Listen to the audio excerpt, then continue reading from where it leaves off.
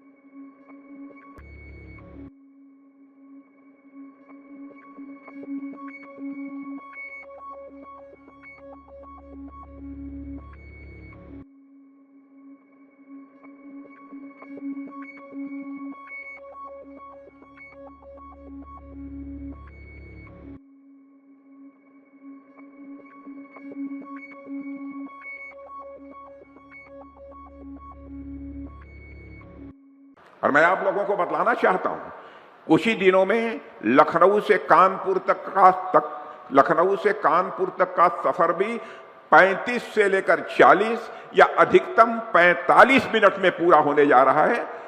और उस सड़क का भी उद्घाटन, लखनऊ से लेकर कानपुर तक की सड़क का वो उद्घाटन भी मैं समझता हूं कि मार्च के अंत में अथवा अप्रैल के फर्स्ट वीक में हो जाएगा। और लखनऊ कानपुर एक्सप्रेसवे से लखनऊ की इंफ्रास्ट्रक्चर यात्रा में मैं मानता हूं कि एक नए अध्याय की यह शुरुआत होगी।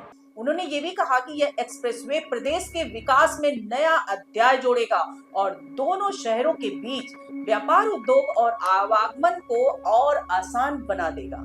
अपने संबोधन में राजनाथ सिंह ने मुख्यमंत्री योगी आदित्यनाथ की भी जमकर तारीफ की। उन्होंने कहा कि लोग योगी जी को बुलडोजर बाबा के नाम से जानते हैं क्योंकि उन्होंने प्रदेश में माफियाओं के खिलाफ सख्त कार्रवाई की है। मेरे बहनों भाइयों, योगी जी को लोग बुलडोजर बाबा के नाम से जानते हैं। योगी जी को लोग बुलडोजर बाबा के नाम से जानते हैं। और योगी जी ने माफियाओं और गुंडों के घर पर बुलडोजर चलवा दिया, उन्हें सबक सिखा दिया। मगर वे लोग बुलडोजर का केवल एक ही पक्ष देखते हैं। बुलडोजर केवल तोड़ता ही नहीं है, बल्कि तोड़ने के बाद विकास की जमीन भी तैयार करता है बुलडोजर। यानी यहां पर विकास की जमीन तैयार करने में हमारे मुख्यमंत्री ने बहुत ही महत्वपूर्ण भूमिका निभाई है। इसके लिए मैं मुख्यमंत्री योगी आदित्यनाथ जी को अपने तरफ तहे दिल बधाई देता हूं। उन्होंने कहा कि बुलडोजर सिर्फ तोड़ने का ही प्रतीक नहीं है, बल्कि ये विकास की नई जमीन भी तैयार करता है। राजनाथ सिंह ने कहा कि जब अवैध कब्जे हटाए जाते हैं तभी वहां नई परियोजनाएं बनती हैं और जनता को सुविधाएं मिलती है। उन्होंने लखनऊ को देश के उभरते हुए डिफेंस हब के रूप में भी बताया।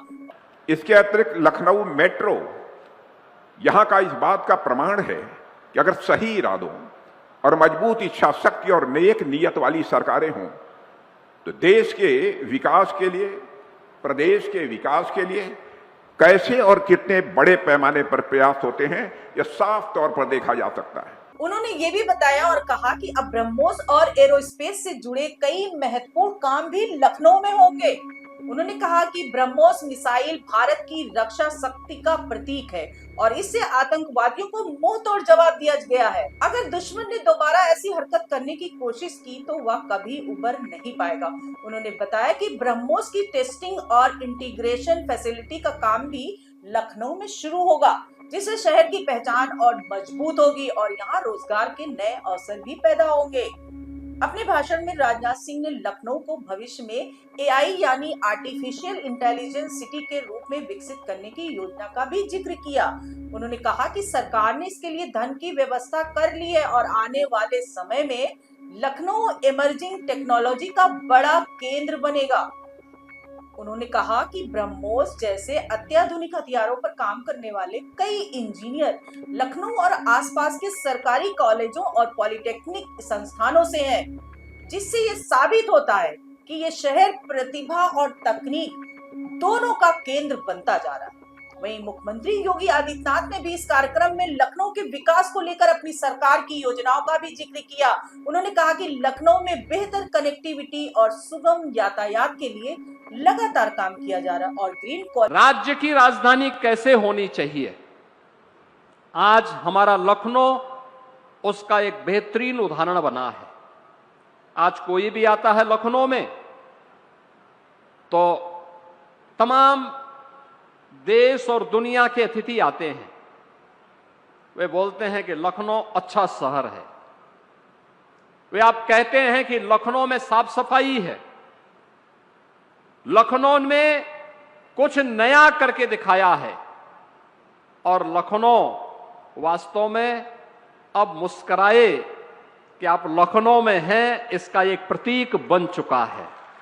कॉरिडोर परियोजना उसी दिशा में एक बड़ा कदम है। योगी आदित्यनाथ ने बताया, जब रक्षा मंत्री राजनाथ सिंह ने अपने सांसद निधि के वेतन का उपयोग शहर के विकास के लिए करने का सुझाव दिया तो इसे लखनऊ विकास प्राधिकरण को बताया गया और जिस जमीन पर अवैध कब्जा था उसे हटाकर उसी जमीन पर यह परियोजना शुरू की गई। उन्होंने कहा कि इस परियोजना के लिए सरकार ने अलग से धन नहीं दिया, बल्कि उपलब्ध संसाधनों और जमीन को मुक्त कराकर विकास का रास्ता बनाया गया। कार्यक्रम में उत्तर प्रदेश के उप मुख्यमंत्री ब्रजेश पाठक भी मौजूद रहे। उन्होंने कहा कि रक्षा मंत्री राजनाथ सिंह के नेतृत्व में लखनऊ विकास के मामले में नंबर 1 बनता जा रहा है। उन्होंने कहा कि ग्रीन कॉरिडोर बनने के बाद डालीगंज से IIM रोड तक की दूरी महज 15 मिनट में तय की जा सकेगी और इससे शहर के लाखों लोगों को राहत मिलेगी। उन्होंने कहा कि ये परियोजना का निर्माण रिकॉर्ड समय में पूरा किया गया है और इस काम में लगे श्रमिकों का सम्मान भी किया गया है। अगर इस पूरी परियोजना की बात करें तो गोमती नदी के दोनों किनारों पर बन रहा ग्रीन कॉरिडोर कुल 28 किलोमीटर लंबा है और इसे 4 चरणों में विकसित किया जा रहा है। इस परियोजना में चौड़ी सड़कें, 6 लेन, आधुनिक डिजाइन, हरियाली और सुगम यातायात के लिए कई आधुनिक सुविधाएं शामिल की गई हैं।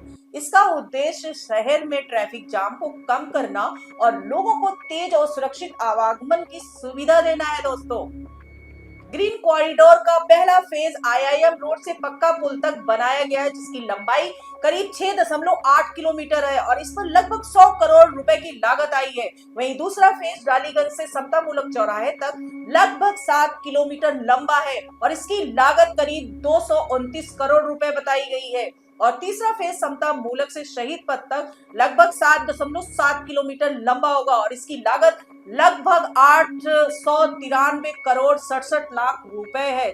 जबकि चौथा फेज शहीद पथ से किसान पथ तक करीब 6.5 किलोमीटर लंबा होगा, जिस पर लगभग 326 करोड़ रुपए खर्च किए जाएंगे।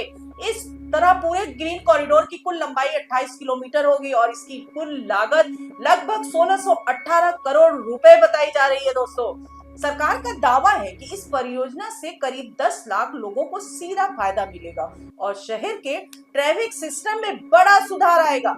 इसके अलावा पर्यावरण को ध्यान में रखते हुए इस कॉरिडोर के किनारे हरियाली और आधुनिक लैंडस्केपिंग भी की जा रही है, ताकि ये केवल सड़क परियोजना ना होकर एक सुंदर शहरी कॉरिडोर भी बन सके।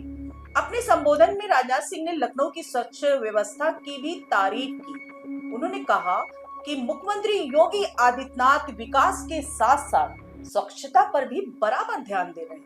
पहले लोग गोमती नदी में कूड़ा फेंक देते थे, लेकिन अब घर घर से कूड़ा उठाने की व्यवस्था की गई है, जिसकी वजह से शहर की स्वच्छता में काफी सुधार हुआ है। उन्होंने बताया कि पिछले साल स्वच्छता सर्वेक्षण में लखनऊ को तीसरी रैंक मिली थी, जो पूरे शहर के लिए गर्व की बात है।